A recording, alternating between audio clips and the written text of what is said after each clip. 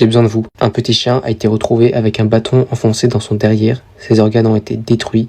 Il faut qu'on retrouve l'espèce d'ordure qui a fait ça. Comme vous l'avez vu, et ça me brise de le dire, mais le petit chien est décédé des suites de ses blessures, de cette torture. Donc voilà, c'est important, il faut faire tourner cette affaire. Je parle pas de ma vidéo, ça on en a rien à faire, je parle de cette affaire, parce que plus c'est médiatisé, plus il y a de moyens pour le retrouver. Je vous explique un peu ce qui s'est passé. La maîtresse de ce chien, elle a porté plainte parce qu'elle a retrouvé son chien dans la rue avec un bâton enfoncé dans son derrière.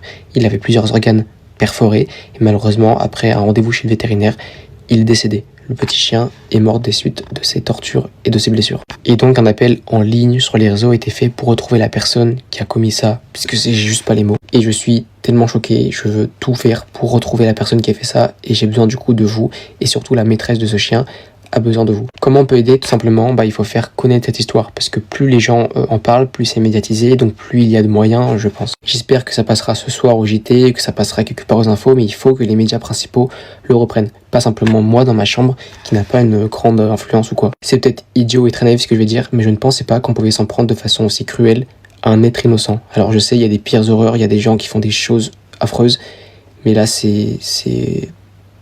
À quel moment dans ton esprit tu te dis je vais mettre un bâton dans l'orifice d'un chien? Que je ne comprends pas comment c'est possible que ça te traverse l'esprit. Mais avec toutes les horreurs dont j'ai traité, les histoires de mecs qui ont fait des choses affreuses, j'ai juste l'impression que ça va jamais s'arrêter et ça me terrifie. Évidemment, j'envoie absolument tout mon soutien à cette jeune fille. Je n'imagine pas le traumatisme que c'est de retrouver son chien dans cet état-là. Je ne peux pas imaginer. On compte sur l'efficacité de la police et de la justice parce que, au final, c'est eux qui peuvent avoir une vraie décision sur ce qui va se passer. Et donc voilà, si vous avez un moyen d'aider, je sais pas comment, juste faire connaître cette histoire, ce serait génial. Bref, prenez tous bien soin de vous, gros cœur sur vous comme d'habitude, passez une bonne journée ou une bonne soirée et repose en paix, petit chien, évidemment.